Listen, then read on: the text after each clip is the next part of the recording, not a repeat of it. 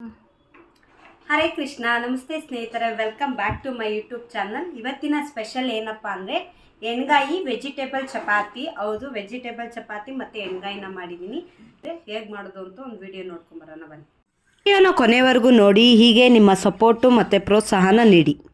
ಮೊದಲಿಗೆ ನಾನಿಲ್ಲಿ ಚಪಾತಿ ಹಿಟ್ಟನ್ನು ಕಲಸಿಟ್ಕೊತಾ ಇದ್ದೀನಿ. ಹಿಂದಿನ ದಿನ ರಾತ್ರಿನೇ ಕಲಸಿಟ್ರೆ ಇನ್ನೂ ತುಂಬ ಸಾಫ್ಟ್ ಆಗಿರುತ್ತೆ. ಮೊದಲಿಗೆ ನಾನು ಗೋಧಿ ಹಿಟ್ಟು, ಜೀರಿಗೆ, ಅರಿಶಿನ, ಉಪ್ಪು ಮತ್ತು ವೆಜಿಟೇಬಲ್ಸ್ ಏನಪ್ಪ ಅಂದರೆ ಸೀಗೆಣಸು, ಕ್ಯಾರೆಟು, ಆಲೂಗಡ್ಡೆ ಸಿಪ್ಪೆ ತೆಗೆದು ಈ ಟೈಪಲ್ಲಿ ನೀಟಾಗಿ ತುರಿದಿಟ್ಕೊಂಡಿದ್ದೀನಿ. ಸ್ವಲ್ಪ ಇದಕ್ಕೆ ಕೊತ್ತಂಬರಿ ಸೊಪ್ಪು ಮತ್ತು 1 ಚಮಚ ಎಣ್ಣೆಯನ್ನು ಹಾಕ್ಕೊಂಡು ನೀಟಾಗಿ ಕಲಿಸ್ಕೊತಾ ಇದ್ದೀನಿ. ಎಲ್ಲ ಮಿಕ್ಸ್ ಆದಮೇಲೆ ಅದಕ್ಕೆ ಎಷ್ಟು ಬೇಕೋ ಅಷ್ಟು ನೀರನ್ನು ನೋಡಿ ಹಾಕ್ಕೊಂಡು ನೀಟಾಗಿ ಚಪಾತಿ ಅದಕ್ಕೆ ಕಲಸಿ 1-2 ಅವರ್ಸ್ ನೆನೆಸಿಟ್ಬಿಡಿ. ನೆಕ್ಸ್ಟ್ ನಾನಿಲ್ಲಿ ಎಣ್ಗಾಯಿ ಮಾಡೋದಕ್ಕೆ ನಾನಿಲ್ಲಿ ಒಂದು 8ರಿಂದ 10 ಉಂಡು ಬದನೆಕಾಯಿನ ತೊಗೊಂಡಿದ್ದೀನಿ. ಮೊದಲಿಗೆ ನಾನಿಲ್ಲಿ ಕಟ್ ಮಾಡ್ಕೊತಾ ಇದ್ದೀನಿ.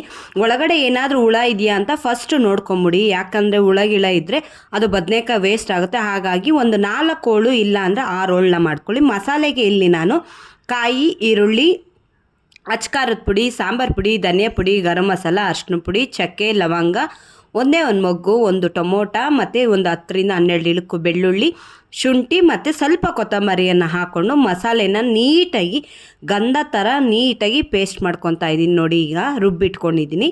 ನೆಕ್ಸ್ಟು ನಾನಿಲ್ಲಿ ಕುಕ್ಕರ್ಗೆ ಒಂದು 50 ml ಅಷ್ಟು ಅಡುಗೆ ಎಣ್ಣೆಯನ್ನು ಹಾಕಿ ಸಾಸಿವೆ ಮತ್ತು ಕರಿಬೇವನ್ನ ಹಾಕ್ಕೊಂಡು ಸಿಡ್ಸ್ಕೊತಾ ಇದ್ದೀನಿ. ಕಟ್ ಮಾಡಿ ಇಟ್ಕೊಂಡಿರೋ ಅಷ್ಟು ಬದನೆಕಾಯಿನ ಹಾಕಿ ಒಂದು 2 ನಿಮಿಷ ಎಣ್ಣೆ ಒಳಗಡೆ ಚೆನ್ನಾಗಿ ಬಾಡಿಸ್ಕೊಳ್ಳಿ. ಸ್ವಲ್ಪ ಹೊತ್ತು ಒಂದು 5 ನಿಮಿಷ ಕುಕ್ಕರ್ ಉಲ್ಟಾ ಬಾಯಿನ ಮುಚ್ಚಿಡಿ. ನೋಡಿ, ನೀಟಾಗಿ ಇಷ್ಟು ರೋಸ್ಟ್ ಆಗ್ತಿದ್ದಂಗೆ ರುಬ್ಬಿರುವಂಥ ಅಷ್ಟು ಮಸಾಲೆಯನ್ನು ಹಾಕಿ ಒಂದು ಅರ್ಧ ಚಮಚದಷ್ಟು ನೀರನ್ನು ಮಿಕ್ಸ್ ಮಾಡಿ ಹಾಕ್ಕೊಳ್ಳಿ.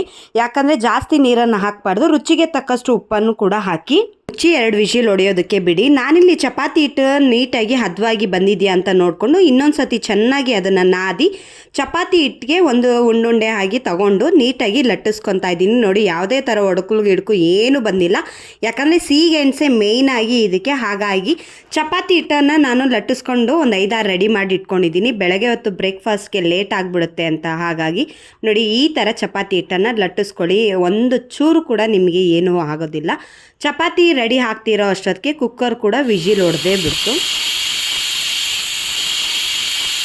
ಕುಕ್ಕರ್ ಓಪನ್ ಮಾಡಿ ನೋಡಿದ್ರೆ ನೀಟಾಗಿ ಹದವಾಗಿ ಎಣ್ಣೆ ಬದನೆಕಾಯಿ ಬೆಂದಿರುತ್ತೆ. ನೋಡಿ, ಈ ಟೈಪಲ್ಲಿರುತ್ತೆ. ಜಾಸ್ತಿ ನೀರನ್ನು ಹಾಕ್ಕೊಂಡ್ರೆ ಮಸಾಲೆ ಕನ್ಸಿಸ್ಟೆನ್ಸಿ ಬರೋದಿಲ್ಲ. ಎಷ್ಟು ಬೇಕೋ ಏನು ಮಸಾಲೆ ರುಬ್ಬಿರ್ತೀರಲ್ಲ ಅದಕ್ಕೊಂದು ಸ್ವಲ್ಪ ನೀರು ಹಾಕಿ ಇಡಿ. ನೋಡಿ, ಈ ಟೈಪು ಚಪಾತಿ ಮತ್ತು ಎಣ್ಗಾಯಿ ರೆಡಿ ಆಗಿದೆ. ಟೇಸ್ಟ್ ಹೇಗಿದೆ ಅಂತ ನೋಡೋಣ ಬನ್ನಿ.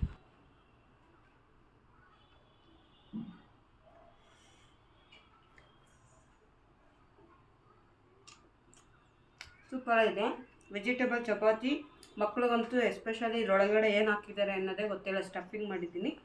ಸೊ ನೀವು ಒಂದು ಸತಿ ಮನೇಲಿ ಮಾಡಿ ನೋಡಿ. ಎಣ್ಗಾಯಿ ಅಂತ ultimate. Thank you for watching my YouTube channel. Keep supporting.